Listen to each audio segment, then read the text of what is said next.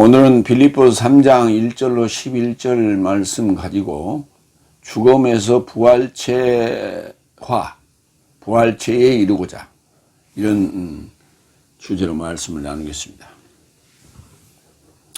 계속해서 염려와 당부의 말씀을 지금 빌립보 교인들한테 보내는 편지입니다. 개삶을 주의하라. 첫 번째 3장 1절로 3절 개삶을 주의하라. 빌립보 교회는 주변에 개들이 많았다. 그래서 개삶을 주의하라 이렇게 얘기했을까요? 오늘날 같은 경우는 개가 정말 너무 넘치죠. 애완견 또는 반려견 등 이런, 그래서 한 집 걸로 하나씩 집집마다 개들을 키웁니다. 그런 개들을 주의하라고 하는 얘기는 아니겠죠.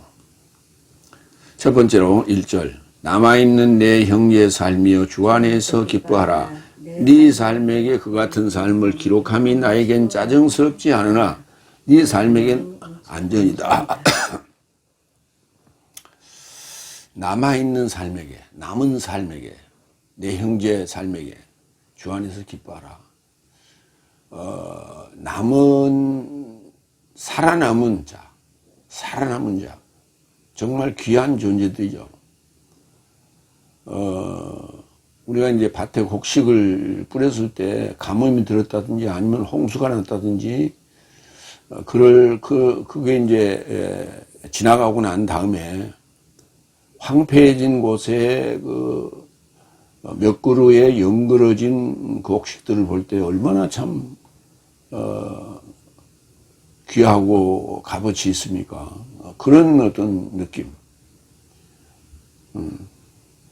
그러니까 하나님께서 보호하고 또 안전하게 그렇게 지켜주는 가운데 그 상황에서 살아남는 것이 아니라 험난한 세상에 그 개들이 우글거리는 그런 곳에서 살아남은 그러한 자들에게 지금 편지를 보낸다.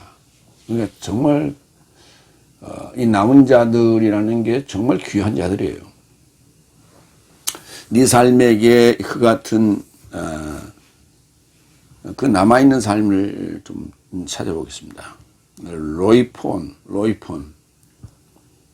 디모데후서 4장 8절 남은 나에게 의의 면류관이 놓였으니 나도 지금 살아남은 자 중에 하나다 이런 표현을 쓰고 있는 거예요. 사도 바울로스가 남은 나에게 의의 면류관이 놓였으니 의로우신 재판장이신 주께서 그날에 나에게 떼어주실 것이요 내게만 아니라 주의 출현을 사랑하고 있는 모든 삶에게도 떼어주실 것이라. 주의 출현을 사랑하고 있는 모든 삶에게도. 그러니까 우리가 신앙의 목적이 주의 출현을 사랑하고 있는 거예요. 그게 목적이에요. 주의 출현이. 그 주의 출현이라는 게 이제 우리가 일반적으로 지금 다섯째 날에서 얘기하는 재림을 얘기하는 건 아니에요. 임재예요. 파루시아. 일곱째 날에 들어가는 그 상황. 그러니까 일곱째 날에서 지금 살아남은 바울로스는 의의 면류관을 지금 갖고 있다 이런 표현을 쓰고, 그 다음에 주의 출현을 희망하고 고대하는 자들은 지금 여섯째 날에서 일곱째 날로 넘어가려고 하는 자들을 얘기하는 거죠. 그 같은 삶을 기록함이 나에게 짜증스럽지 않으나, 이 짜증스럽다고 하는 오크네포스라는 단어가 참 이게 게으르다 이렇게 이제 주로 번역을 했는데, 게으르다라고 하는 것은 좀 문맥상으로 도저히 이해가 되질 않습니다. 그러니까 이런 그 안부의 편지나 권유의 편지를 지금 보내고 있는 나에게는 짜증스럽지 않다. 이거 게으르지 않다라고 하면 이상하잖아요. 짜증스럽지 않다. 그러니까 이 상황은 편안한 자들이 또는 위에 사람들이 지금 위기에 있는 사람들을 위로할 때 주로 이런 편지를 보내는 건데, 파울로스는 지금 옥중에 있으면서도 이런 편지를 지금 쓰는 것은 이게 짜증스러운지 않다. 나는 기쁘다 하는 얘기죠. 당연히 해야 될 일을 지금 이런 상황에서도 한다라는 얘기예요.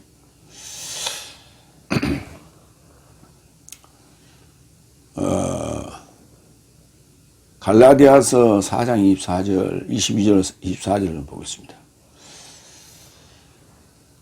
왜냐하면 아브라함이 두 아들을 가졌는데 하나는 여종에게서 나왔고 하나는 자유로운 이에게서 나왔다고 기록된 것이다. 기록된 것이다. 현재 완료 능동태. 기록된 것이다. 그러니까 하나는 여종이고 하나는 자유로운 자. 이거 맞죠? 여종에게서 낳은 자는 육체를 따라 낳게 된 것이고 자유로운 이에게서 낳은 자는 연통으로 인하여 낳게 된 것이다. 이런 삶은 우화이다. 우화. 이제 우리가 이제 우화하면 이속우화 이런 얘기를 많이 하죠. 그래서 그 사람에 관한 어떤 교훈을 주고자 하는 건데, 동물에 빗대어서 그 이야기를 진행해 가는 것을 우화라고 해요. 그러니까 비유로 어떤 이야기를 우리에게 그러니까 이렇게 전달하는 거예요. 사이드로 전달한다 이렇게 볼 수 있는 거예요. 그것을 우화라고 하는데, 알레고레오라고 하는 단어가 이게 우화로 풀어야 돼. 딱 이게 갈라디아 4장 24절에 딱 한 번 쓰였어요. 파라볼레라고 하는 비유라는 것은 옆에 던졌다는 얘기예요. 그래서 그건 이제 우리가 지규법, 은유법 뭐 이런 여러 가지 우리 학교 교과서에서 배웠던 그런 비유법, 이게 이제 파라볼레가 되는 것이고, 이 알레고레오라고 하는 것은 우화입니다. 이제 알레고리카란 아주 엉뚱한 어떤 그런 비유를 우리가 이제 알레고리카라다 이렇게 얘기하는데 우화적인 거예요. 이 여자들은 두 언약이라. 하나는 신의 산으로부터 종살이 이루고자 낳은 자이니 하갈이라. 하나는 하늘에서 난 자. 그렇죠. 이렇게 두 언약으로 표현했어요. 그러니까 짐승이나 이런 것으로 그건 이제 일상적인 우리 생활 속에서 얘기고, 성경에서는 하갈과 이 사례 얘기를 두 언약으로 표현했다. 그러니까 그게 알레고리오가 되는 거예요. 마태복음 25장 26절. 그러자 그의 주인이 답변하여 그에게 언급하였다. 나쁘고 게으른 종아, 너는 내가 심지 않은 곳에서 거두고 흩뜨리지 않고도 모으는 줄 알아차렸던 것이냐. 이게 이제 나쁘고 게으른 종아 할 때 게으른다는 단어가 아까 이제 짜증스럽다라고 하는 단어로 번역한 오크네포스예요. 그래서 게으른다는 것은 뭐냐면 그게 하기 싫다는 거죠. 하기 싫을 때 우리가 짜증을 내잖아요. 그래서 이 단어로 써도 여기서도 무방하다 하는 얘기예요. 나쁘고 짜증스러운 종아. 그렇게 해도 뭐 무방합니다. 뭔 일을 할 때마다 자꾸 짜증내고 이렇게 안 하고 싶고 불평하고 뭐 이런 표현이라고 되면, 이제 우리가 게으르다고 하는 것은 이제 뭘 하라고 이제 부모가 시켜놨는데 자녀들이 그건 하지 아니하고 딴짓하거나 뭐 이런 때 우리가 게으르다 이런 말을 쓰죠. 그런데 그 자체가 뭐냐면 짜증나기 때문에 안 하는 거예요. 즐거우면 하죠. 즐거우면 하는 거예요. 짜증나면 안 하는 거예요. 제주도에 보니까 해녀들이 물질을 하는데 그 연장자가 최고 연장자가 90세예요. 90세에도 지금 지팡이 짚고 다니면서도 물질을 하더라고요. 그런데 그게 어떤 의무감이나 아니면 뭐 같은 동료들끼리 만남, 그리고 그 일을 함으로써 건강하다라고 하는 어떤 그런 자신감, 뭐 이런 게 있기 때문에 그 일을 하는 것이죠. 근데 그 하는 일이 힘들고 고되고 짜증스러우면 힘들고 고되죠. 당연히. 그러나 그게 짜증스러우면 안 할 거예요. 그런데 힘들고 고되도 돈이 되고 또 건강에 좋고 또 가서 동료들을 만나서 수다도 떨고 이런 그 효과가 있기 때문에 하는 거예요. 그래서 게으르지 않는 부지런한 사람이다 이렇게 우리가 평가를 하는 거 아니에요. 그렇게 하는 것은 네 삶에게는 안전하기 때문에 설령 나에게는 짜증스러운 일일지언정 그렇지 않고 내가 이 편지 그라포를 보낸다라는 얘기예요. 아스팔레스 안전. 히브리서 6장 19절로 20절. 내 삶은 안전하고 확실한 목숨의 닷 같은 소망을 갖고 휘장한 깊숙이 이루고자 들어가나니 멜기세덱의 차례를 좇아 내세에 이르는 대제사장이 되신 예수께서 내 삶에서 초월하여 선두주자로 그곳에 들어가셨다. 안전하고 확실한 목숨의 닷 같은 소망.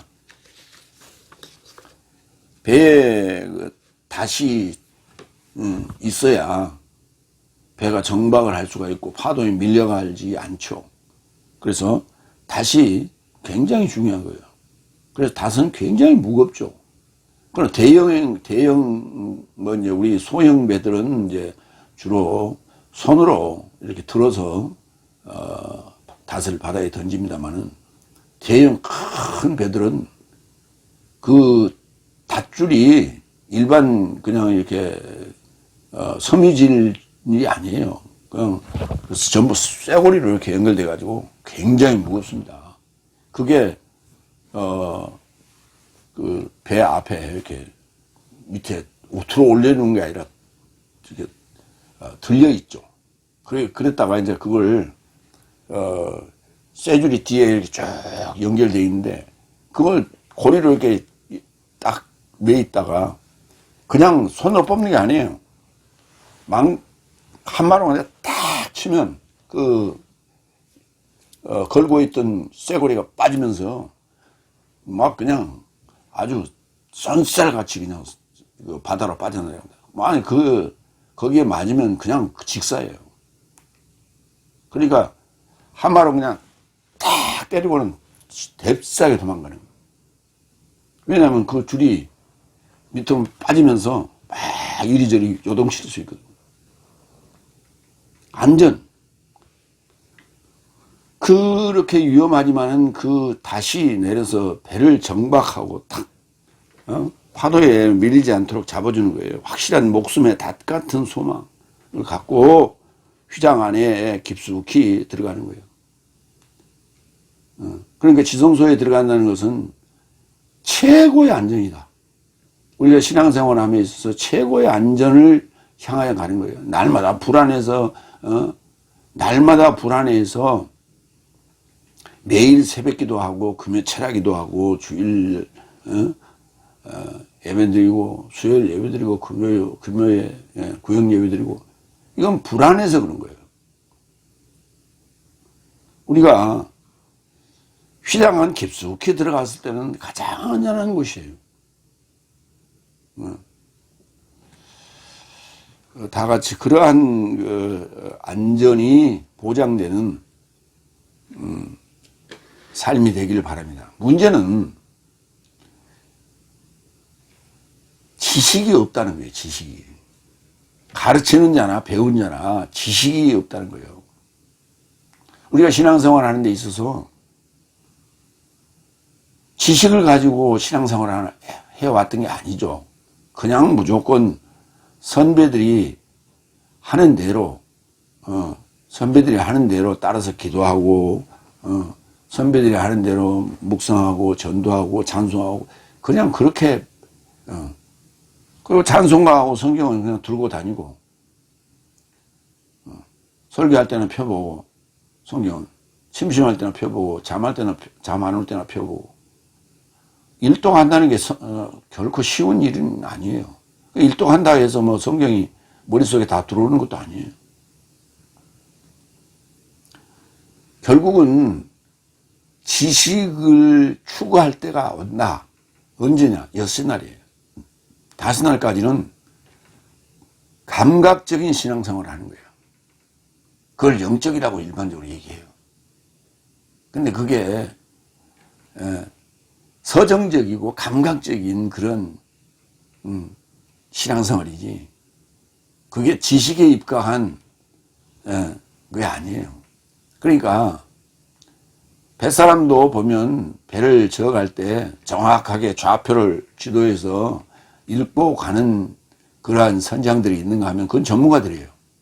그렇지 않고 부모에게서 배운 대로 그냥 좌표를 그냥 읽고 대충 어디를 목표로 해서 가는 그러한 뱃사람도 있죠. 그래서 전문가와 비전문가가 있는 거예요. 경험에 의해서 그냥 하는 것이지. 그런데 일반적으로 사람들은 이제 그 사람들이 경험이 많다고 해서 전문가라고 그러는데 전문가는 아니에요. 두 번째, 2절. 개 삶을 주의하라. 악한 사역자 삶을 주의하라. 잘라내림을 주의하라. 세 가지를 주의하라고 지금 얘기를 했어요. 개, 키온. 개. 성경에서는 이제 개를 어떻게 언급했는가 보자고요. 베드로후서 2장 22절. 개가 자기가 토하였던 것에 돌아가고 돼지가 진창에 뒹구름에 이르고자 씻었다 하는 참 속담의 말이 저 삶에게 해당되는 것이다. 그러니까 개 얘기나 돼지 얘기가 개와 돼지 얘기를 하자는 게 아니고 저 삶에, 그게 속담인데 저 삶에 해당되는 얘기다. 이게. 그래서 사람에게 속담으로 전해져 오는 얘기인데, 개가 자기가 먹었던 거, 토해냈던 것을 다시 주워 먹는, 그게 무슨 얘기예요? 안 한다고 해놨다가 또 개버릇 남주지 못하고 다시 재발하고 하는 것을 지금 얘기하는 거예요. 돼지가 진창에 뒹굴었다가 나와서 씻었다가 다시 들어가는 건 뭡니까? 그거 같은 개념이죠. 그래서 개와 돼지는 돼지게 패야 돼요. 계시록 22장 15절. 개 삶과 마술사 삶과 행음자 삶과 살인자 삶과 우상숭배자 삶과 거짓말을 좋아하여 행하는 자 모두는 성 밖에 있을 것이다. 그러니까 마술사, 행음자, 살인자, 우상숭배자, 거짓말하는 자를 다 이 개 삶으로 지금 표현했어요. 일반적으로 우리가 얘기할 때 이 개 같은 존재. 그러니까 우리가 그 어린아이들이 가장 먼저 배우는 욕이 뭐예요? 개새끼 아니에요, 개새끼. 그게 왜 개새끼예요? 말을 들어 처먹지 않으니까, 올바른 행동을 하지 않으니까 개라고 하는 거예요, 개.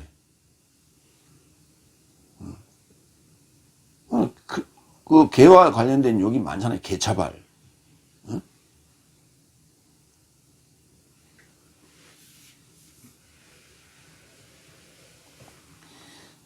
지금 요즘에 이 개 같은 인간들이 많아요. 도대체 비싼 돈 주고 학교 다니면서 대학교까지 다니면서 뭘 배웠느냐. 정말 인간답지 않은 행동으로 해요. 그들을 뭐라고 불러야 돼요? 키온이라고 불러요, 키온. 키온이라는 단어가 너무 귀여워요. 이건 강아지 같아요. 악한 사역자 삶이라. 악하다는 단어가 카코스, 반대말이 선하다는 단어에서 아가토스. 사역자 또는 일꾼, 에르가테스. 사역자 또는 일꾼. 악한 사역자를 삶을 주의하라고 그랬어요. 누가복음 13장 27절. 그러나 그는 그 네 삶에게 말할 것이다. 나는 네 삶이 어디에서 왔는지 네 삶을 알아보지 못한 것이다. 불의의 사역자 삶은 모두 나로부터 결별하라. 예수님께서 말씀하신 거예요. 나로부터 결별하라. 나하고 담사차. 관계를 끊자. 이렇게 얘기합니다. 불의한 일꾼, 불의한 사역자. 불의한 사역자가 누구예요? 악한 사역자지. 그러니까 우리 보통 사역자들 뭐 하나님께서 소명을 주셔서 이 사역의 길을 갔다. 그렇게도 얘기합니다. 그런데 잘 생각해야 돼요. 넷째 날, 다섯째 날 하나님은 사탄이에요. 넷째 날, 다섯째 날 하나님은 사탄이에요. 첫째 날, 셋째 날 하나님은 하나님이에요. 여섯째 날, 일곱째 날 하나님은 하나님이에요. 그러니까 진정한 사역자가, 선한 사역자가 누구냐? 선한 사역자가 누구냐 하는 거예요. 여섯째 날, 일곱째 날 메시지를 전할 수 있어야 돼요. 그러니까 여섯째 날, 일곱째 날 사역자라는 것은 악하냐 선하냐 그건 당연히 선하죠. 근데 악하다 선하다의 기준이 뭐냐면 성경적이냐 아니냐, 말씀을 가지고 논하냐 그렇지 않느냐, 지식이냐 아니냐 하는 거예요. 경험이냐 지식이냐 아니에요. 지식이어야 돼요. 그러니까 지식이라고 하는 건 뭐예요? 정확한 좌표를 주는 거예요. 정확하지 않으면 안 되는 거예요. 대충? 그건 경험이에요. 그건 악한 거예요. 불의한 거예요. 여기 잘라내림을 주의하라는데 잘라내림이라는 단어가 카타토메. 토메라는 단어가 뭐냐면 자르다, 베다 또는 자르다. 근데 아래로 자르는 거예요. 아래로 자르는 거예요. 아래로 자르면 뭐예요? 우리가 칼질하는 거예요. 탁 이렇게. 망나니가 칼을 휘두르는 그런 모습이죠. 그러니까 그 칼에 맞으면 그냥 가는 거죠. 죽는 거예요. 회생 불가하다 하는 거예요.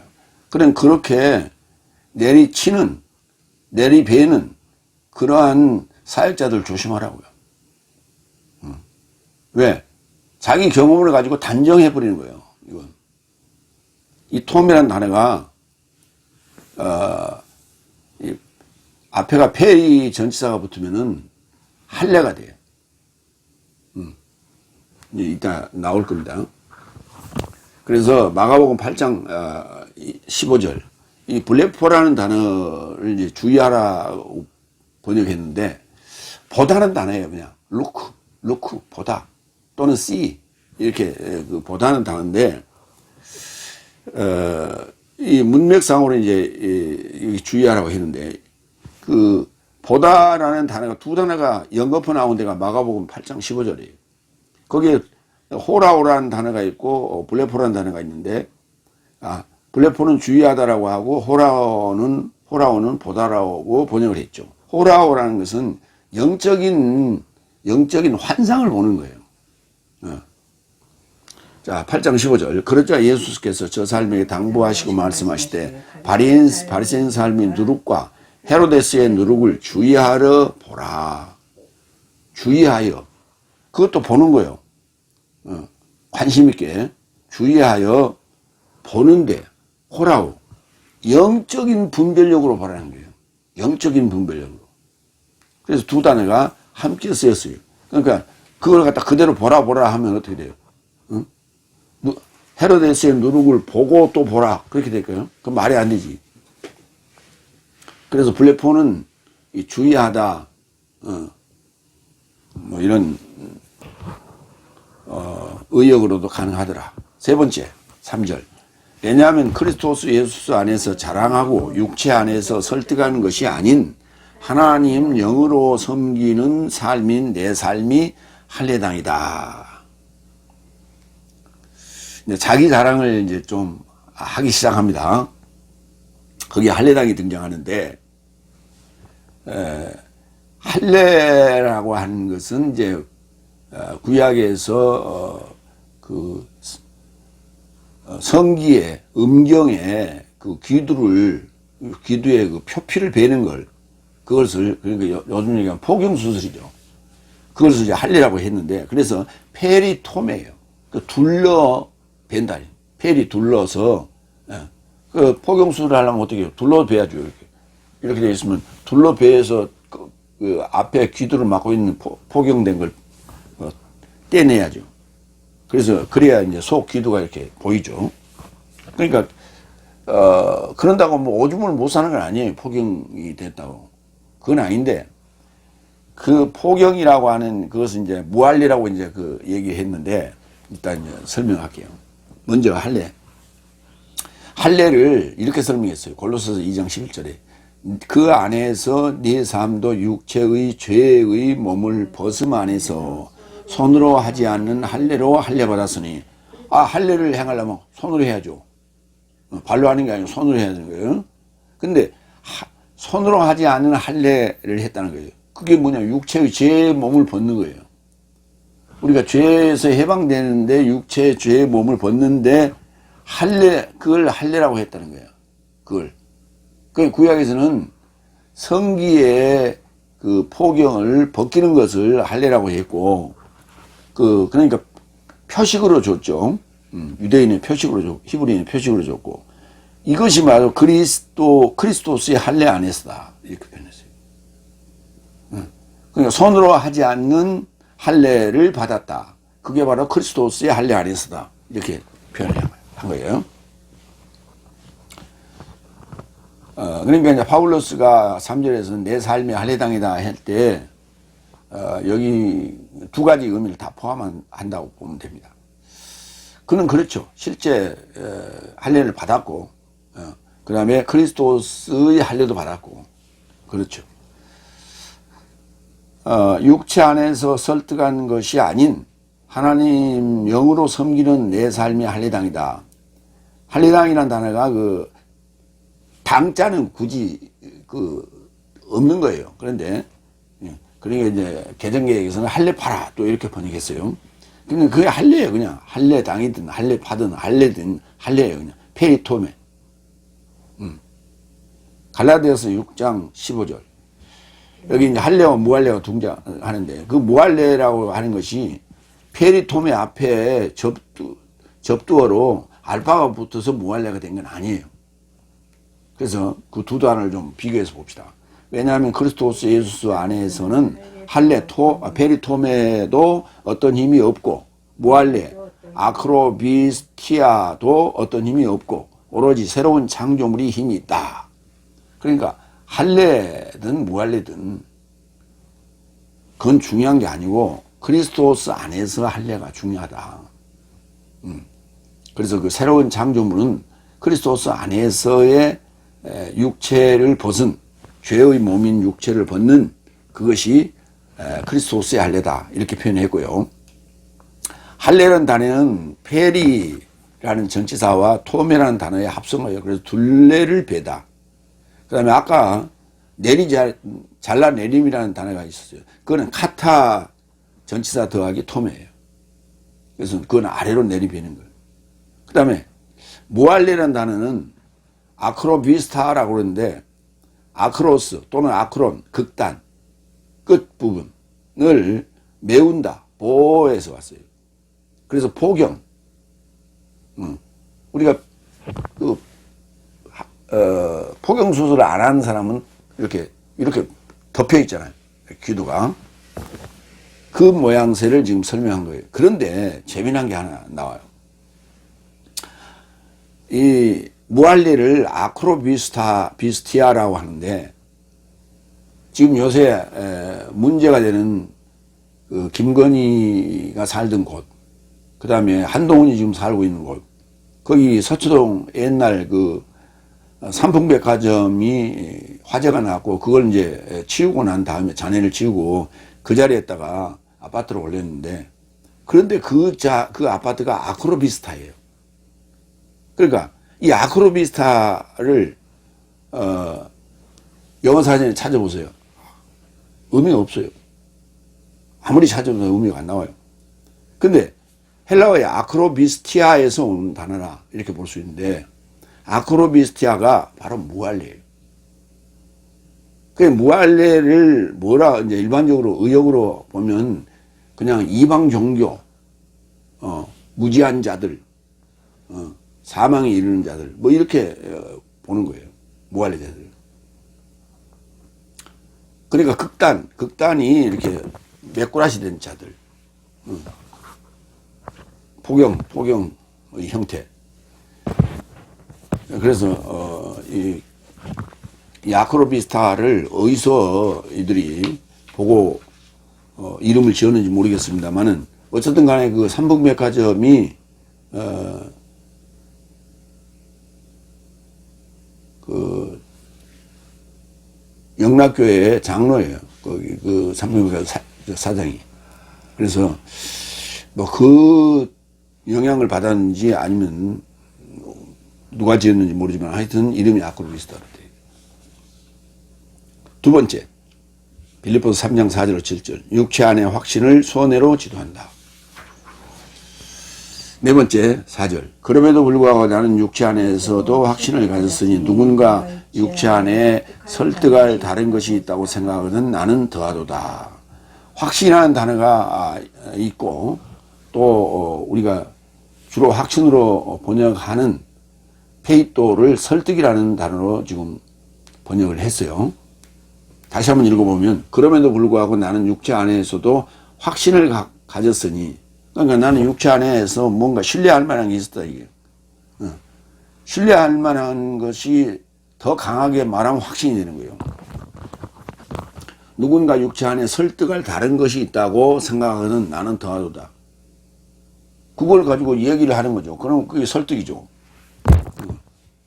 그것이 설득할 다른 것이 있다고 생각한다면 나한테는 더 많다, 이렇게 얘기를 하는 것이죠. 그 확신을 갖고 있다라고 하는 단어가 페포이테시스예요. 그럼에도 불구하고 나는 육체 안에도 확신을 가졌다. 페포이테시스. 고린도후서 10장 2절. 그러나 나는 옆에 있지 않는 자를 신뢰함으로 자신만만하길 간구하나니 내 삶을 육체를 조차 활보하는 것 같이 여기는 어떤 삶을 접해 나는 용감하다고 여긴다. 이렇게 표현했죠. 나는 옆에 있지 않는 자를 신뢰함으로 자신만만하길 간구한다. 어떤 그 확신, 자신, 신뢰, 이렇게 뭐 똥배짱 뭐 이런 걸 표현할 때 페포이테시스라고 하는 거예요. 누군가 육체 안에 설득할 페이토, 다름이 있다고 생각하거든 독해요. 나는 더하다.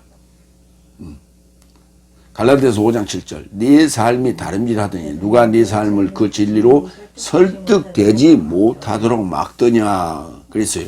거기 설득된다는 단어가 수동태로 썼어요. 그런데 이 단어를 신뢰로 하면 신뢰되지 못하도록 막더냐, 그 말이 신뢰하지 못하도록 막더냐 그래야 맞지. 신뢰되지 못하도록 막더냐 말이 안 되죠. 그러니까 이상하게 번역을 해놨죠.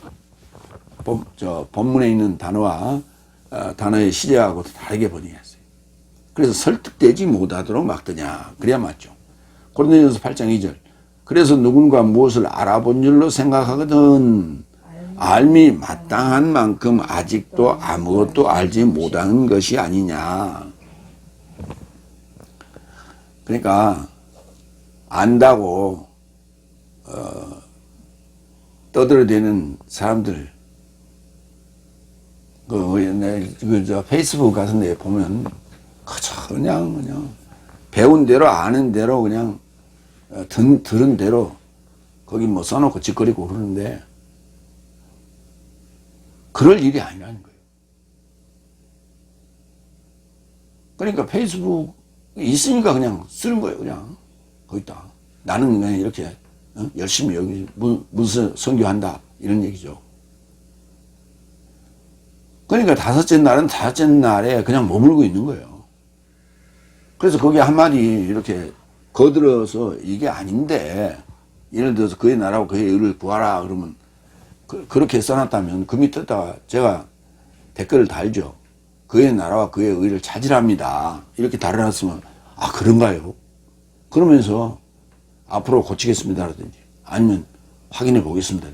뭐 이런 뭐 말이 있어야 돼. 아무 말도 없어. 그러니까 다른 사람들이 좋아요 한 팡하면 눌러. 끝. 다섯 번째 이어집니다. 계속 5절 8일의 할례 8일 만에 할례가 아니라 그냥 8일 하면 무조건 할례예요. 그냥. 그게 8이라는 단어가 기름지다라는 뜻인데 두 단어가 합쳐져서 8일. 옥타하고 헤메로스하고 헤메라하고 두 단어가 합쳐요. 8일 할례요. 이스라엘 족속 베냐민 지파요. 히브리인 중 히브리인이요. 법을 좇아서는 베르생이다. 이렇게 이제 자기 자랑을 지금 늘어놓고 있습니다. 육체적인 이제 자랑이죠. 확신할 만한, 신뢰할 만한 것들을 얘기하는 거예요. 그래서 여기 딱 한 번 쓰였는데, 옥타의 메로스. 8일. 누가복음 2장 21절. 그리고 훈과를 8일 할례할 8일 삶이 채워지다. 여기 8일 일단 띄었었어요. 따로따로 썼어요. 헤메라이와 복수로 썼고 그 다음에 옥토 8일 삶이 채워지자 그때 그의 이름이 이수스라 초청받았으니 그를 배 안에 사로잡기 전에 사자에 의해 초청받은 것이다. 8일 할례를 받으면서 이제 그 이름을 예수라고 이제 칭했다는 얘기죠. 그럼 예수님의 이제 할례 행한 것을 얘기하는 거예요. 그러니까 육체로는 유대인이요라고 하는 것을 이제 확증하는 검증하는 대목이죠. 사도행전 13장 21절로 22절. 그로부터 저 삶이 왕을 요구하였고 하나님은 베냐민 지파에서 난 키스의 아들 사울을 저 삶에게 40년 삶으로 주셨다. 그리고 그를 교체하고 다비드를 왕에 이루고자 일으키시고 그리고 그에게 증언하여 언급하시되 내 마음을 따르는 남자 이새의 아들 다비드를 만났으니 저가 내 뜻을 모두 행할 것이다. 그래서 이 사도행전의 이 얘기를 갑자기 왜 끄집고 왔는지 모르겠어요. 그런데 오늘 이 사도 바울로스가 베냐민 지파예요. 공교롭게도. 그리고 그 이름이 원래 사울이었어요. 그러다가 다메섹에서 예수님을 만나고 난 다음에 이제 바울로스로 이름을 바꿨는데, 예. 그래서 그러니까 이제 구약에서는 사울 왕 다음에 이제 다비드 왕이 나오죠. 그러니까 사울 왕에서 다비드 왕으로 바뀌는데 내 마음을 따르는 남자라 그렇게 얘기를 했단 말이에요. 내 마음에 합한 자라 이제 그렇게 번역을 했죠. 그러니까 사울에서 바울로 바뀌었다.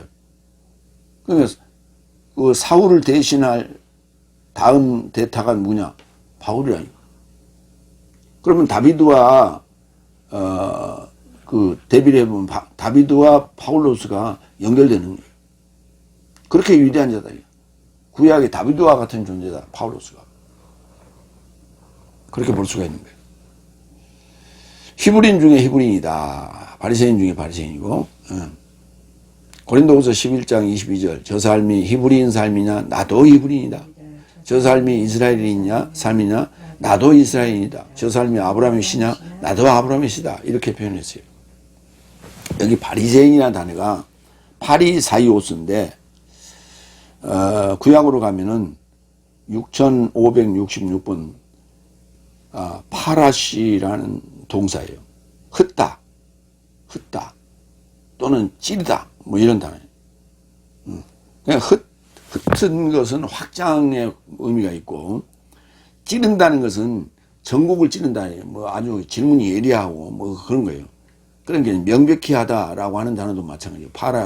그러니까 다 페레시 시니, 파라시 파라시, 페라시 페레시, 그 다음에 페레시, 파라시, 6566번, 67번, 68번, 69번, 70, 71번까지. 예. 그래서 그 발음만 다르지 그 자음은 똑같아요. 결국 이제 그걸 전부 다 그 연결하면 흩어서 확장하고 전곡을 찌르는 질문하는 그런 배설물 같은 자들이. 그러니까 헛똑똑이란 얘기예요. 입만 살아있는 헛똑똑이. 우리 TV도 자주 나오는 그런 사람이 있죠. 아무것도 교수하다가 그것도 잘리고 농객으로 그냥 간혹 나오는 아무개시라고 있어요. 주둥아리만 살아가지고 나불나불 거리는. 아무것도 없어. 실속이 없어. 국회의원도 한번 못 해보고. 실속 없어요. 그런 자들을 우리 지금 다섯째 날에 목사들이나 장로들이 다 이런 자들이에요. 권사들이. 입만 나불나불 하고 살아있지. 실속도 없고 아무것도 없고. 룻기서 3장 9절을 볼까요? 이르되 네가 누구냐 하니 대답하되 나는 당신의 여종 루시오니 당신의 옷자락을 펴다 확장하다 당신의 여종을 덮으소서 이는 당신이 기업을 물을 자가 됨이다 하니 이 펴다는 단어가 파라시예요. 잠언서 23장 32절 그것이 마침내 뱀같이 물 것이요 독사같이 쏠 것이다. 그 쏜다는 단어가 확 뭘 이렇게 이빨을 쏘나 침을 쏘는 그런 개념이 아니라 독사가 뭡니까? 신중하거든. 그러니까 뭔가 질문을 예리하게 한다는 거예요. 그렇게 외국인들이 초청을 받아갖고 국내에 와서 여행하는 그런 이제 프로그램들이 있죠. 우리나라에 처음 온 자들 이제 2박 3일 또는 3박 4일 이렇게 촬영하면서 여행하면서 주로 이제 음식 여행도 하고 관광도 하고 그러는데 그 음식을 이렇게 보면 못 본 음식이 많죠. 처음 접하는 음식이 많아요. 그때 이렇게 젓가락질도 잘 못 하잖아요. 그러니까 입에다 넣어가지고 깔짝깔짝 이렇게 간을 보는, 맛보는 그런 그런 모습을 우리가 볼 수 있죠. 신중함이죠, 그게. 근데 터프한 친구들은 그냥 입에다 턱 넣어가지고, 씹어보고, 자기 입맛이 안 맞으면 그냥 뱉고, 그렇죠. 근데 신중한 사람들은 그런 게 아니라, 그냥 한 올 이렇게 집어넣어가지고, 이렇게 간을 보는 그런 모습들을 우리가 종종 볼 수가 있어요. 그것이 독사예요. 이렇게. 아주 예리하게. 생각하고 간죽거리고 질문하고. 말라기서 2장 3절 보라 내가 너희의 자손을 꾸밀 것이요 똥 곧 너희 절기의 똥을 너희 얼굴에 바를 것이라 너희가 그것과 함께 제하여 버림을 당하리라. 똥 너희의 절기의 똥. 그 자기가 쌓아놓은 똥에 퍼지는 그 똥에 미끄러졌다는 얘기예요. 자승자박. 자기가 한 말에 자기가 대리어 당하는 거예요. 그거를 지금 바리새인으로 지금. 그러니까 예수님한테 이 상황이 예수님이 오셨을 때 예수님과 대화할 때 자기들이 뭔가 안다라고 질문하고 뭐 했는데 예수님은 완전히 그들 얼굴에 똥 발라버리잖아요. 출애굽기 15장 19절 바로의 말과 병거가 마병과 함께라는 단어가 이제 파라시예요. 말.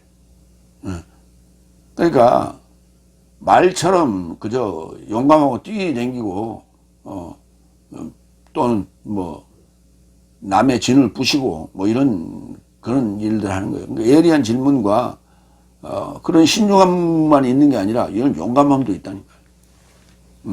바다에, 그래서 예수님을 십자가에 못 박죠. 바다에 들어가며 여호와께서 바닷물을 그들 위에 되돌려 흐르게 하였으나 이스라엘 자손은 바다 가운데 마른 땅으로 지나가더라. 그 홍해를 건너던 그 상황이죠. 애굽의 마병들, 바로의 말레가 병거와 마병과 함께 바다에 들어갔다. 그 마병이 함께라는 단어가 파라시예요. 바리새인에 대해 살펴봤고, 6번째 6절. 열심을 조차 교회를 박해하고 의를 조차 법 안에서 비난할 것이 없는 자다. 이제 그것까지 자기를 이제 칭찬을 했죠. 자, 그런 상황을 두고 내용 봅시다. 사도행전 7장 58절 59절. 그리고 성 밖에 내던지고 돌 팔매질 하더라. 증인 삶이 사울롯으로 초청된 성년의 삶 곁에 저 삶의 옷을 벗어두었다. 그리고 저 삶이 스테파노스를 돌팔매질을 하자 저파에 초청함이 말한다. 주 예수여 내 영을 받으시옵소서 하면서 스테파노스가 떠났다는 얘기죠. 죽었다는 얘기죠. 그때 그들을 이렇게 돌팔매질하는 자기는 비난할 것이 없는, 그리고 교회를 박해하는 자로서 자기만이 의롭다라고 하는 거예요. 그런 자가 지금 사울로스로 있을 때 얘기 아니에요. 그러니까 지금 사울로스로 있을 때의 삶을 육체의 삶으로 지금 표현하는 거예요. 사도행전 9장 2절, 1, 2절. 그러나 아직 협박과 살인의 기세등등한 사울로스는 주의 사자 삶에 이르고자 대제사장에게 가서 다마스코스에 이르고자 회당 삶을 향할 편의를 저 곁에서 요구하였으니 길에 있는 누군가를 만나면 남자 삶이나 여자 삶이든 결박하여 어떻든 예루살렘에 이르고자 잡아오고자 했다. 이처럼 예수 믿는 자들을 잡으러 다녔던, 말 타고 다녔던 그런 행동대원이요. 그리고 바리새인 중에 바리새인이요. 의로운 자였던 거예요. 비난할 것이 없는, 당당한 그런 자였어요. 7번째, 오히려 무엇이든지 내게 이득 삶이더니 내가 그리스도스를 인하여 이것을 손해로 지도한 것이다. 이제 사울로스에서 파울로스로 바뀐 거죠. 네. 이득, 케르도스, 손해, 재미야. 빌립보서 1장 21절. 왜냐하면 나에게 삶이 그리스도스이니 죽음도 이득이다. 나에게 사는 것이, 삶이 그리스도스예요. 이게 굉장히 중요한 개념입니다.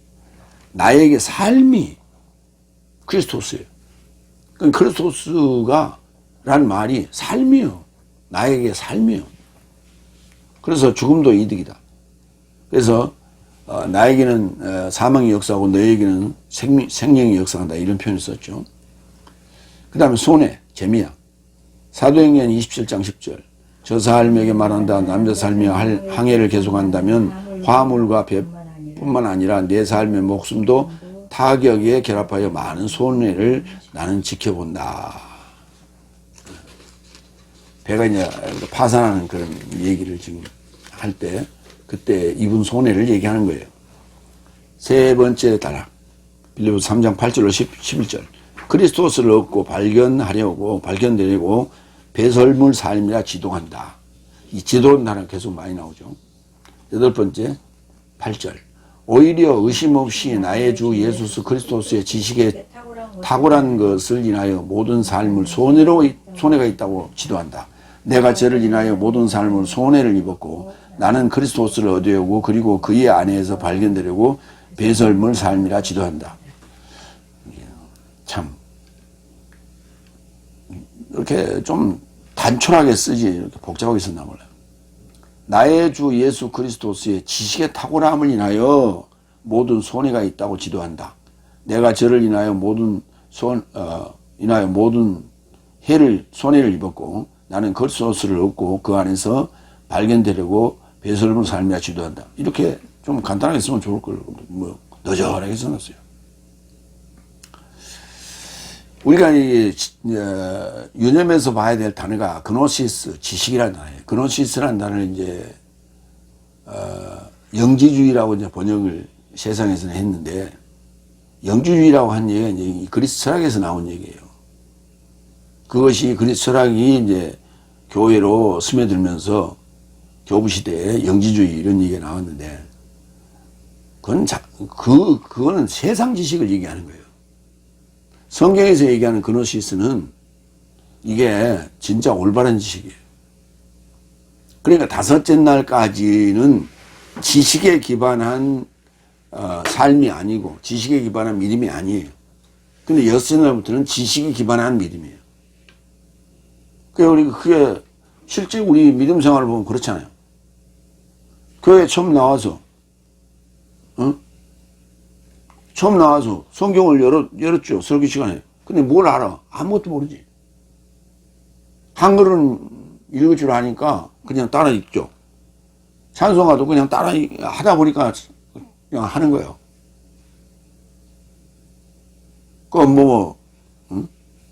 음계를 보고 멜로디를 알아서 부르는 게 아니에요. 옆에 하는 사람 따라서 부르는 거예요. 기도할 때도 그냥 기도는 저렇게 하는가 보다. 이렇게 눈 감고 손 모으고 그렇게 선배들이 하는 대로 하는 거예요. 그렇게 신앙생활 해가는 거 왔다 갔다 시계추같이. 그게 그러니까 지식이 필요 없어. 그러니까 설교 시간에 얘기해요. 지식이 많으면 교만해가지고 머리가 목사 꼭대기 위로 올라간다. 그러면서 지식은 아예 잘못된 것으로 그렇게 정의를 하고 있어요. 자기가 지식이 없으니까. 로마서 11장 33절. 하나님의 지식과 지혜와 부유의 기쁨이요. 지식과 지혜와 부유를 깊다고 얘기했어요. 그의 판결은 측량할 수 없는 삶 같고 그의 길은 추적할 수 없는 삶 같다. 이렇게 극찬해 놨잖아요. 근데 지식을 갖다가 그렇게 설교자의 내뱉는 주절주절하는 말로 바리새인이에요. 그러니까 그때는 아주 그냥 무식이 용감이라고. 무식이 용감한 거예요. 무식하니까 용감하게 지식 그냥 있으면 안 된다는 거예요. 아니 자기가 신학교에 공부할 때는 지식으로 공부 안 했어요. 근데 설교할 때는 왜 지식이 아니에요?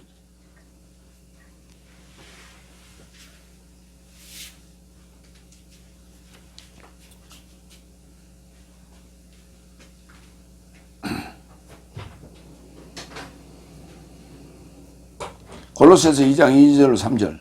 이는 저 삶의 마음이 사랑 안에서 공중보다 통찰력의 풍성한 모든 부요에 이르고 하나님 아버지와 그리스도스의 비밀의 인식에 이르러 위로를 받고자 합니다. 그 안에는 지혜와 보물과 지식에 감춘 삶이 모두 있다. 하나님 아버지와 그리스도스의 비밀의 인식. 하나님과 그리스도스의 비밀은 을 인식하는 거 에피그노시스예요.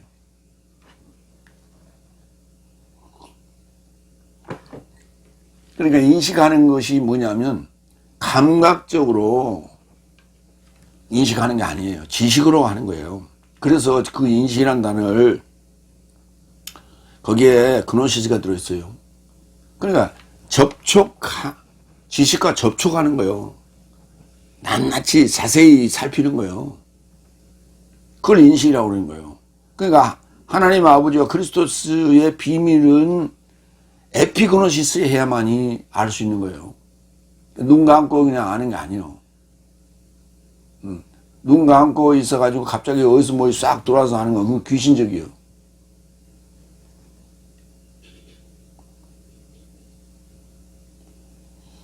그 안에는 지혜의 보물과 지식에 감춘 삶이 모두 있다고요. 그렇기 때문에 우리가 하나님과 그리스도스에 대해서 알려고 깊이 접촉하여 알아봐야 돼요. 접촉하여 알아봐야 돼요. 그 놀이죠.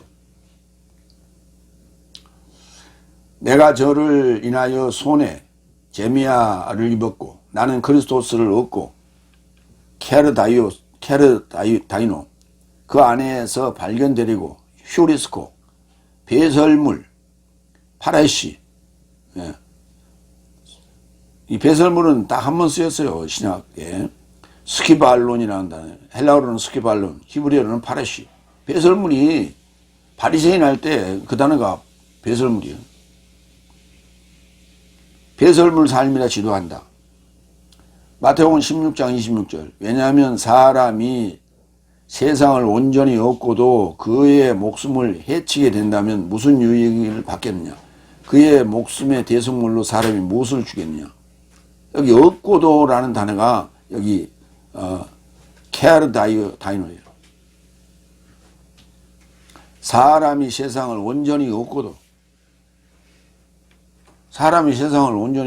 그의 목숨을 해치게 된다면 무슨 유익을 받겠느냐. 세상에 출세하고 뭐 얻을 거 다 얻었다 하더라도 목숨을 버리게 되면, 목숨이 끊어지면 무슨 소용이 있어요.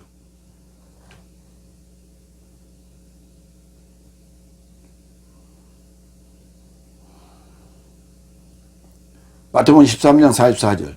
다시 하늘 삶의 나라는 들 안에 감춰진 보물과 닮은 꼴이요. 들, 코스모스 안에 감춰진 보물과 닮은 꼴이다. 하늘 삶의 나라, 일반적으로 천국이라고 하는데 그건 어디냐면 코스모스 안에 감춰진 보물과 같다고요. 코스모스 안에 감춰 있어요. 하늘 삶의 나라는. 그것을 발견한 사람은, 여기 휴리스코, 발견한 사람은 구한 사람이 아니에요. 발견한 사람이에요. 발견한 사람은 감추고 그의 기쁨으로부터 물러가 그가 가지고 있는 모든 삶을 팔아서 저 들을 산다. 저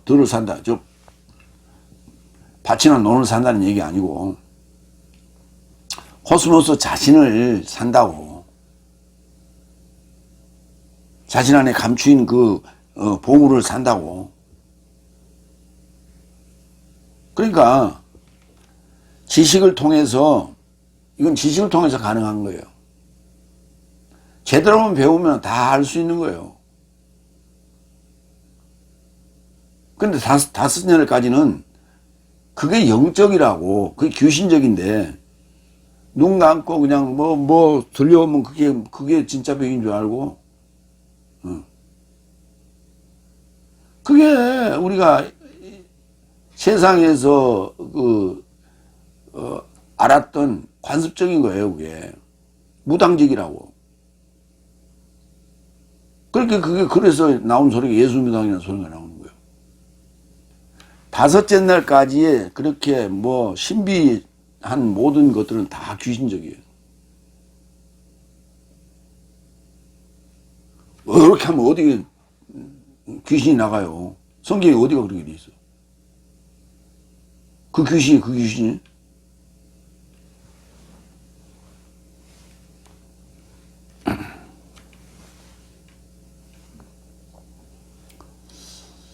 아홉 번째 9절. 내가 가진 의는 법으로 난 것이 아니요 오히려 그리스도스의 믿음으로 인한 것이요 하나님에게서 난 믿음에 접한 것 의다. 그러니까 이 그리스도스의 믿음, 하나님에게서 난 믿음. 그리스도스가 누구냐? 하나님의 실체예요. 하나님의 실제 모습이 그리스도스예요. 하나님은 보이지 않아요. 그러면 자신의 모습을 보이려면 삼위일체라는 그 형태로 나타나는데, 삼위일체가 바로 실체예요. 그게 그리스도스예요. 아까 내 삶이 그리스도스라고 그랬잖아요. 파울로스가. 내 삶이 또한 뭐 해야 돼요?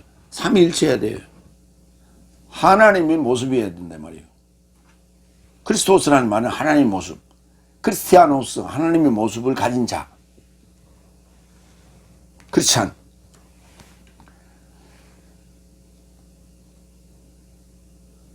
믿음에 접한 의. 믿음에서 난 의. 이 믿음이, 우리가 지금 5째 날까지 믿음도 그 믿음이죠. 믿음은. 근데 그건 정적인 믿음이에요. 여섯째 날, 일곱째 날 믿음은 지식에 기반한 믿음이에요. 그러니까 우리가 신앙생활 하는 걸 보면 기도파들, 은사파들, 이들이 주장하는 것이 다섯째 날에서 여섯 날로 못 넘어요, 그 사람들. 왜? 여섯 날 넘으면 지식을 추구해야 되기 때문에 자기가 하던 그 모든 행위를 싹 버려야 돼. 근데 그게 습관적으로 자기 몸에 배어있기 때문에 그걸 이제 취해 있는 거예요. 술에 취해 있는 거예요. 영에 취해 있는 거예요. 귀신의 영에 취해 있는 거예요. 그렇기 때문에 지식이 들어오면 제정신이 들어오기 때문에 제정신이 들기 때문에 못 넘어오는 거예요. 그러니까 술 중독자가 술이 깨면 제정신이 들어오거든. 그러니까 제정신이 들어오면 현실이 막막하고 현실이 너무 자기를 억제해 오고 그렇기 때문에 싫어요. 그래서 다시 술을 마셔요. 그래서 취해버리면 세상에 다 그냥 비틀비틀 내가 비틀거리는데 세상도 같이 비틀거린다고 생각하는 거예요. 그러니까 위안을 받고 사는 거예요. 그 귀신의 영에 취한 자들도 마찬가지예요. 자기가 얘기하면 그 사람이 따라오니까 신비하고 궁금해하고 물어보고 하니까 재미난 거야.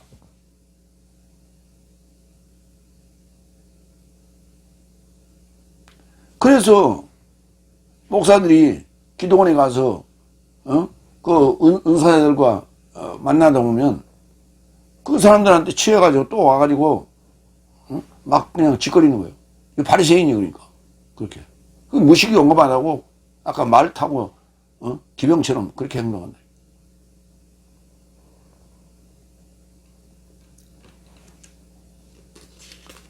내가 가진 디카이오시네는 법에서 난 것이 아니라 율법에서 난 것이 아니라고. 로마서 3장 22절. 그래서 하나님의 의는 그리스도스 예수의 믿음으로 인하여 모든 삶에 이루고자 그리고 모든 믿는 삶에 접하는데 하나님의 의는 차별이 없기 때문이다. 하나님의 의는 그리스도스 예수의 믿음으로 인해요. 그리스도스 예수의 믿음은 뭐냐?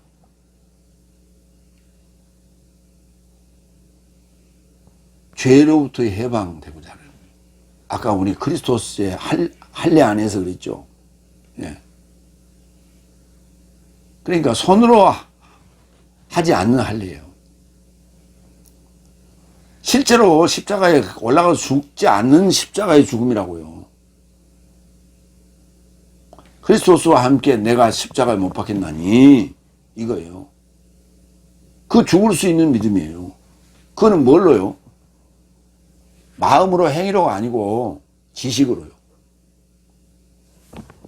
정확한 좌표를 통해서 그 행위를 그렇게 믿는 거예요. 마태복음 6장 33절. 그런즉 네 삶은 먼저 하나님의 나라와 그의 의를 찾으라. 그리하면 이 모든 삶이 내 삶에게 더해질 것이다. 찾으라고 그랬죠. 자, 로마서 10장 5절로 8절입니다.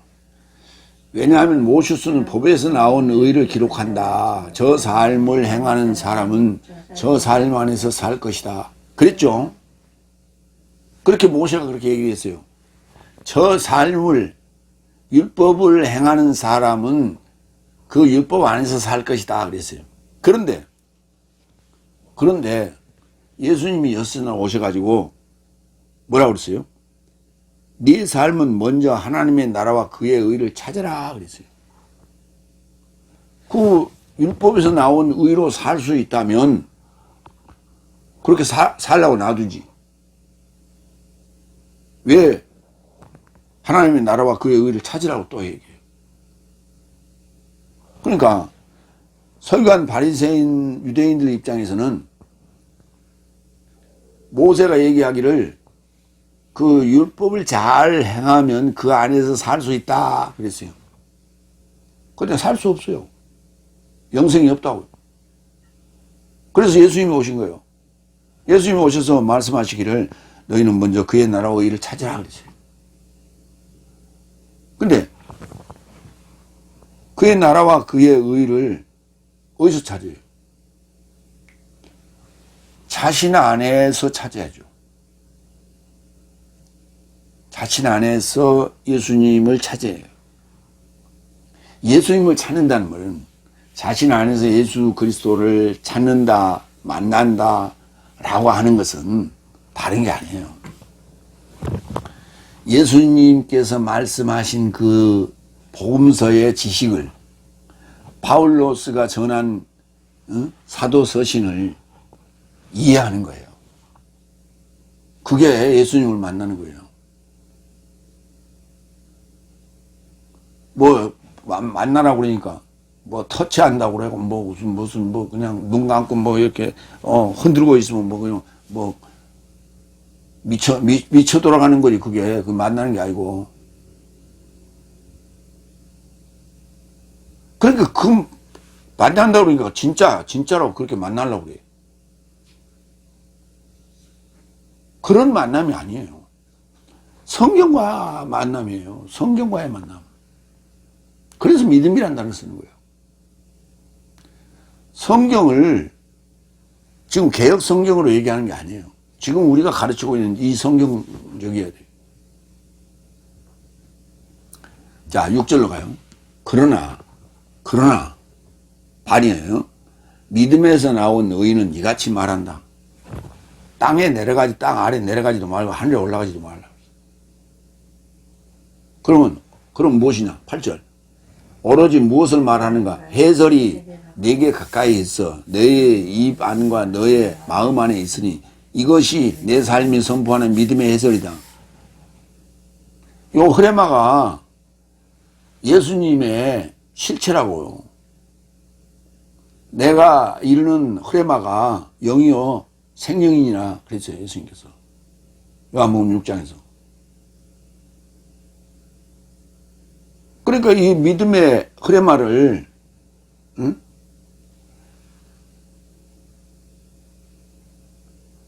안에 갖고 있고 토해낸다면 그게 바로 믿음에서 나온 의라니까. 믿음으로 여기 의가 뭐냐면 하나 더 붙여요. 하지 말고 의인. 믿음에서 나온 의인은 해설이 내게 가까이 있어 너의 입과 너의 마음 안에 있으니 이것이 내 삶이 선포하는 믿음의 해설이라고. 그러니까 구원받으려면 의인이 돼야죠. 죄인에서 의인을 바뀌어야죠. 그러면 뭘로 가지고 가는 건가? 크리스토스의 흐레마. 다시 말해서 로고스를 설명하는 그 해설, 흐레마라야만이 그걸 믿는 거예요. 그걸 믿는 거예요. 그 믿음대로 그렇게 믿으면은 알고 있으면 그것이 바로 의예요. 의인이에요. 그렇게 하는 자가 의인이라고.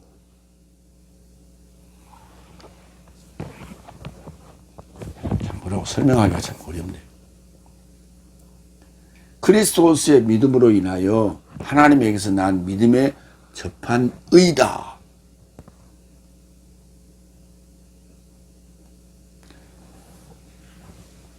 그러니까 그리스도스의 믿음으로 만이 하나님에게서 난 믿음에 접한 의라.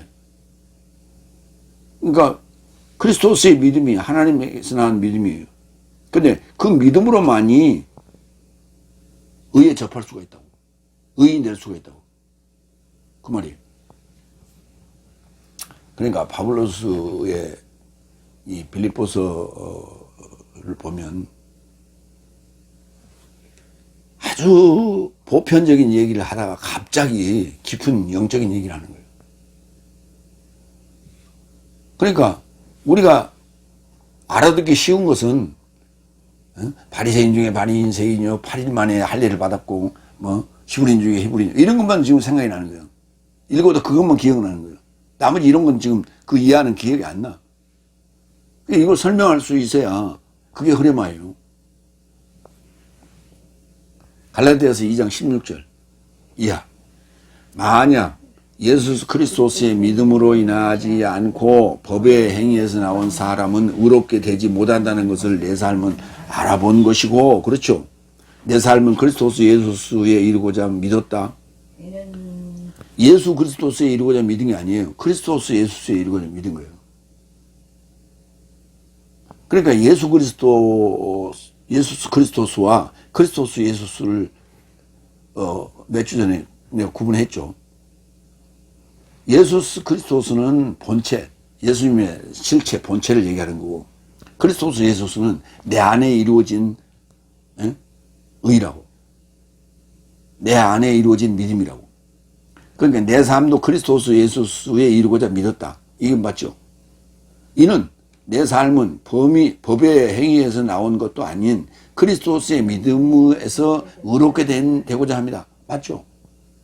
그러기에 모든 육체는 법의 행위에서 나와서 의롭게 되지 못할 것이다.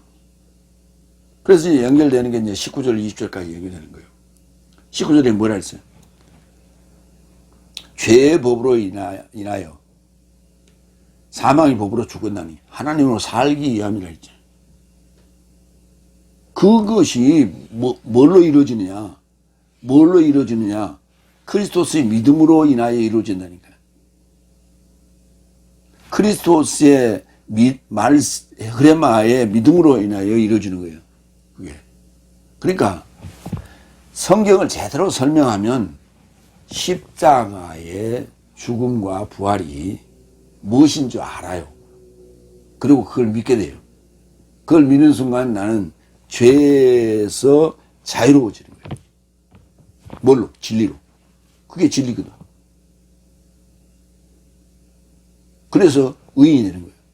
죄인에서 의인으로 바뀌는 거예요. 그러니까 죄인에서 의인으로 바뀌는데 뭐가 필요해? 믿음이 필요해요. 믿음이 필요하고 해설이 필요해. 먼저 뭐야? 해설이요. 그래서 믿음은 그리스도 들으면서 나면 그러죠. 뭘 들어야 돼? 그리스도스의 해설을 들어야 돼. 그리스도스의 해설을 듣고 믿는 거예요. 그러면 의인이 되는 거예요. 그러면 구원. 죄로부터 해방이 되는 거예요. 이해가 됐습니까? 죄인이 의인 되는 것. 죽을 수밖에 없는 자가 살 수밖에 없는 것. 영생할 수밖에 없는 것. 그것은 뭐가 필요하다고? 믿음으로 많이 가능해. 믿음으로 가능한데, 믿음은 들으면서 나야 돼. 그러니까 들음이 먼저예요.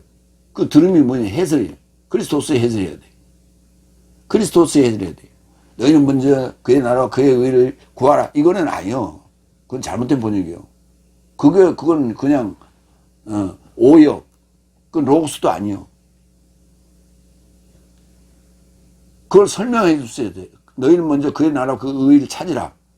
해놓고 그걸 설명하는 게 그게 흐레마 해설이에요.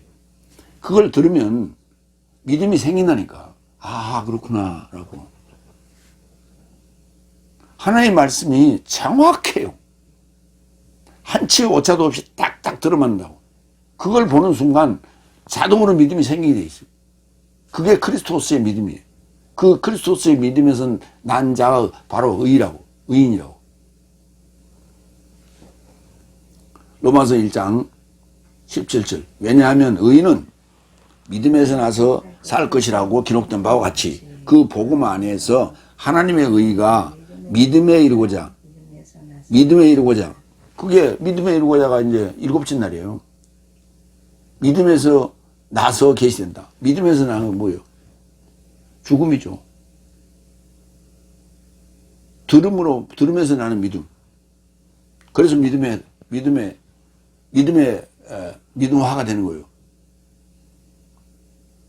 그러니까 복음화나 믿음화나 같은 말이에요. 복음화가 됐다, 믿음화가 됐다 같은 말이에요. 근데 복음화가 되거나 믿음화가 되려면 먼저 믿음에서 나서 계시돼야 돼. 이게 뭐냐면 십자가의 죽음을 얘기하는. 그래서 의인은 믿음에서 믿음에서 나서 할 때가 이게 십자가의 죽으면 쌍나는 부활을 얘기하는 거예요. 그래서 살게 되는 거예요. 그러니까 사는 자가 죽을 자가 의인이 아니라 살 자가 의인인 거예요. 당연히 믿음에서 나야 되는데 그 믿음이 뭐냐? 그리스도스의 믿음이어야 돼. 해설해야 되고. 10번째 10절. 그와 그의 부활의 능력과 그의 고통의 교제를 알려함은 내가 그의 사망의 공동 모양을 취하여 어떻게든 죽음에서 부활체에 이르고자 도달하자. 그의 부활의 능력과 그의 고통의 교제를 알려함은 내가 그의 사망의 공동 모양을 취하고 십자가에 같이 죽고 죽음에서 부활체에 이르고자. 부활체. 부활이라는 단어는 아나타시스예요. 아나타시스. 일어서는 거예요. 일어섬. 그 다음에 부활해야만이 능력이 있는 거예요. 부활 자체도 능력이고 부활한 자는 능력이 있어요. 그리고 그래서 십자가의 로고스를 하나님의 능력이요 지혜라고 했어요. 그의 고통, 파테마 고통에 사귀는 거예요. 교제하는 거예요. 그러니까 부활의 능력, 그의 고통의 교제를 알려하는 거예요. 알려한다는 게 뭐예요? 알려한다는 게 지식이에요.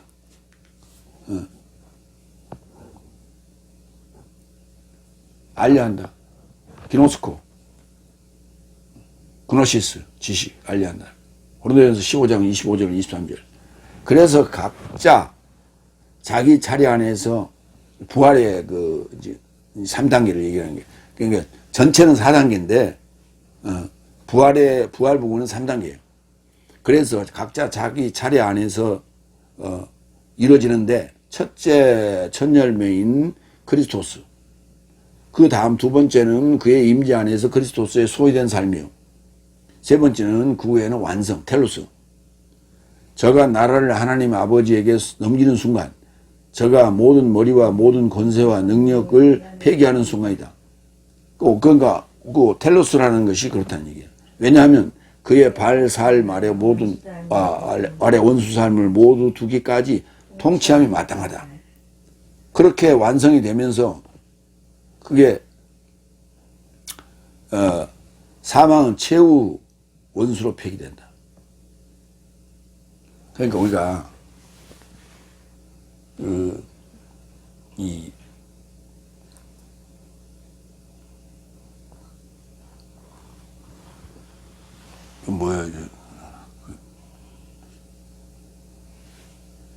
수렁에 있는 그 길쭉하게 생긴 게 뭐죠? 연근 잎이 이렇게 넓잖아요. 그 연근 잎에다가 이렇게 쌀을 불렸다가 씻어가지고 거기다 이렇게 연근 잎으로 싸가지고 밥을 하잖아요. 그러니까 밥이 완성이 되는 것이 텔로스예요. 그 밥이 완성이 되면 그 밥을 꺼내가지고 다 먹고 그 연잎은 버리잖아요. 그게 바로 사망은 최후 원수로 폐기되는 거예요. 그러니까 밥이 완성이 되는 게 텔로스예요. 근데 그 완성이 되는 거가 내가 혼자 완성이 되는 게 아니고, 천년매인 크리스토스와 그리고 그의 소유가 돼야 돼요, 내가. 그러니까 내가 그리스도스와 함께 십자가에 죽고 그 다음에 함께 부활하는 거예요. 그래서 뜸이 들어가지고 완성이 되는 거예요. 그 뜸이 들어서 완성이 되는 동안 그 연잎은 계속 그걸 싸고 있어요. 그러다가 밥을 다 되면 그걸 취하고 나머지 연잎은 버리는 거예요. 폐기. 그래서 사망이라고 하는 원수도 끝까지 가는 거예요, 같이. 그러니까 그 사망도 나의 겉사람이 되는 거예요. 나의 속사람이 연그러짐으로써 겉사람이 그것을 보호하고 있어요. 감싸고 있어요. 그러다가 그 텔로스가 완성이 되면 겁대기는 버리는 거예요. 그렇기 때문에 아까 보아가 어디 있다 그랬어요? 코스모스 안에 있다고 그러잖아요. 그래서 그것을 발견한 사람은 가서 모든 것을 다 팔아서 그걸 산다고 그러죠. 지식을 얻기 위해서는 자기가 가지고 있는 그 것들을 다 팔아서 돈 내고 와서 배워야죠. 거기 영생인데 그것도 안 하려고? 그 정도는 안 하려고? 아니, 공짜로 올려놔도 안 봐. 유튜브에 그 돈 내고 봅니까? 공짜로 볼 수 있지. 그러니까 사람들의 심리가 묘해. 그렇게 오픈해 놔도 안 봐. 돈 받으면 돈 받는다고 안 봐. 그럼 뭐 하자는 거예요? 이해할 수 없어요.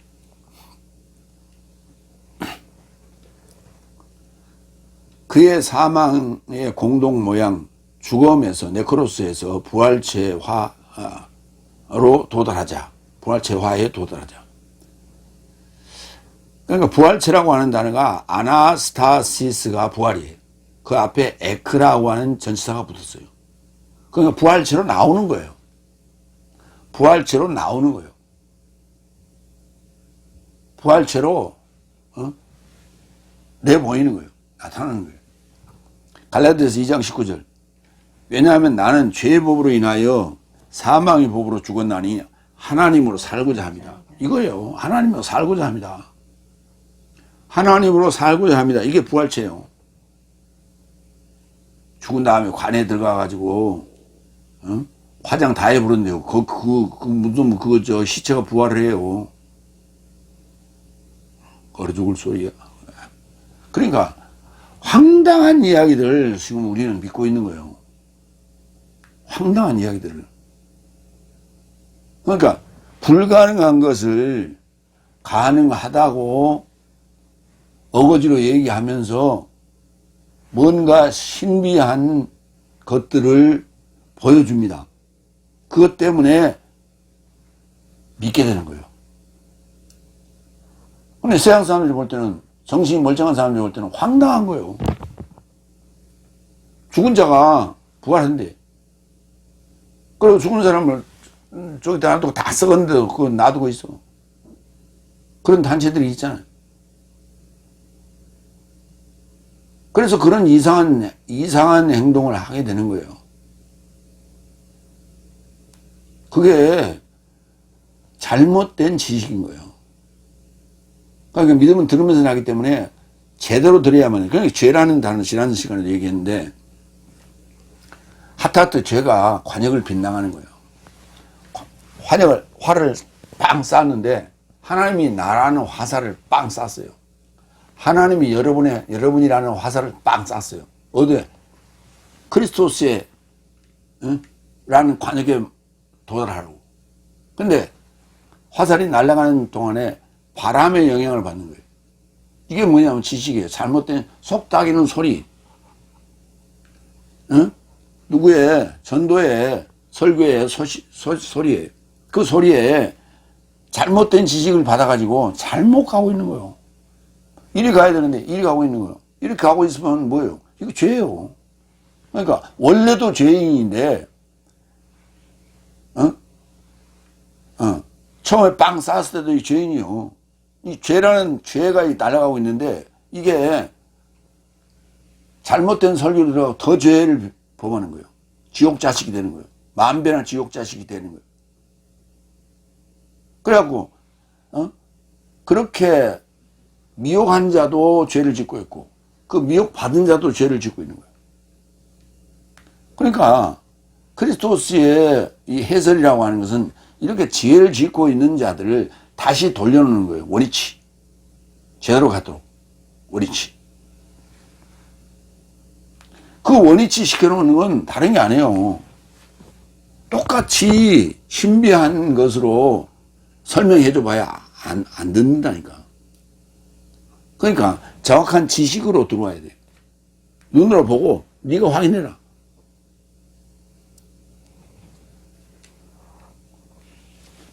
그래서 내 자신이 지금 현재 죽음이요. 이 죽음에서 네크로스에서 부활체로 그 아나타시스로 이르게 되는 거예요. 라고 지금 빌립보 교인들한테 권유하고 있습니다. 도달하자 이렇게 가정법 썼어요. 마무리합니다. 나는 육체 안에 확신으로 설득할 거라 생각지 않는다. 나의 모든 이득은 그리스도스로 인하여 손해라. 지식이 손해라고 지도한다. 그리스도스의 믿음에서 난 의인은 죽음에서 부활체로 화함으로 영생함을 얻게 되는 것이다. 아멘. 기도하겠습니다.